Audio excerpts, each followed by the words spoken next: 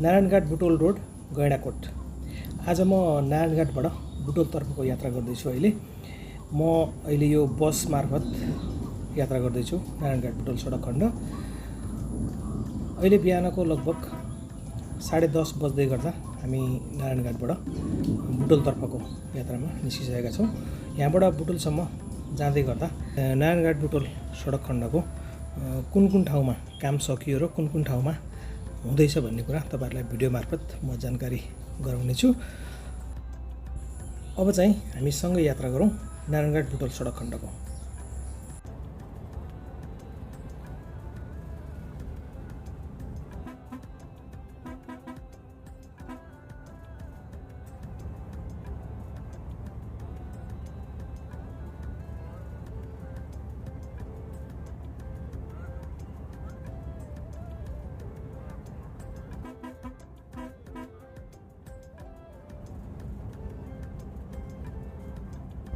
गैँडाकोट बजारबाट लगभग 7-8 मिनटको यात्रा गरेर हामी अहिले जयश्री खोला नजिकै आइपुगिसकेका छौँ। यो जयश्री खोला भन्दा पहिला देब्रेपट्टिको बाटो चाहिँ बन्द गरेर दाहिनेपट्टि डाइभर्ट गरिएको छ बाटो।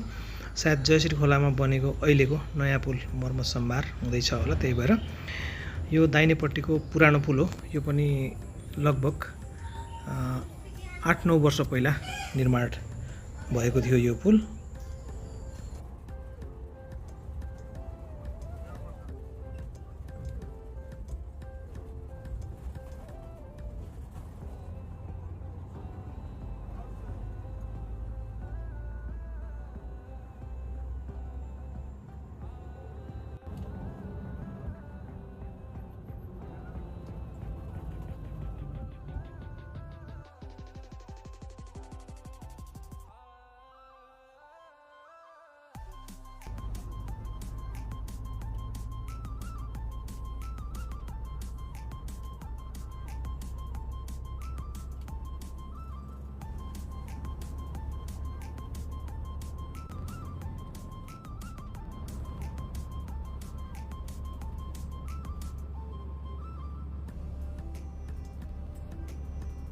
थुम्सी बजारसम्म लगभग 99% काम सकिएको छ जयश्री खोलाको नयाँ पुलको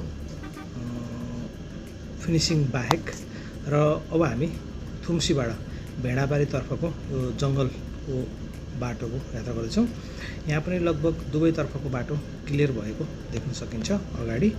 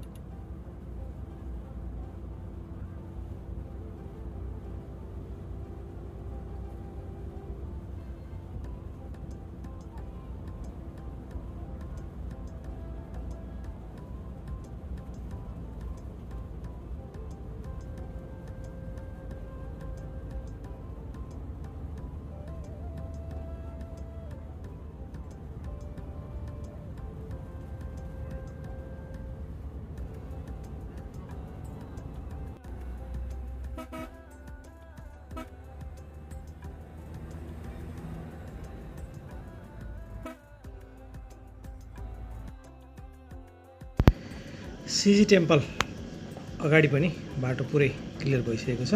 यहाँ आज खासै भिडभाड चाहिँ देखिएन सिजी टेम्पल वरपर।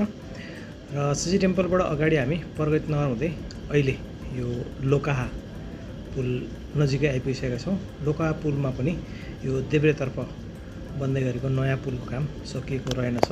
यहाँ पनि पुरानै पुलबाट दोहोरो आवाजातको व्यवस्था गरिएको छ।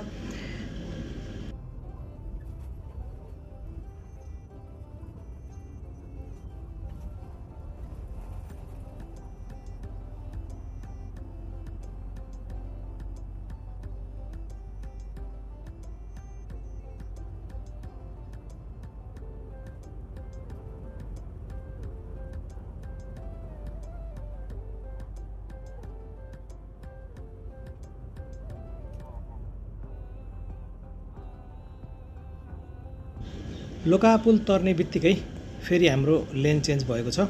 लोकापुलबाट पश्चिमतर्फ काउसुतीसम्मको दुवैतर्फको वान वे बाटो पूर्ण रूपमा सञ्चालनमा आइसकेको छ।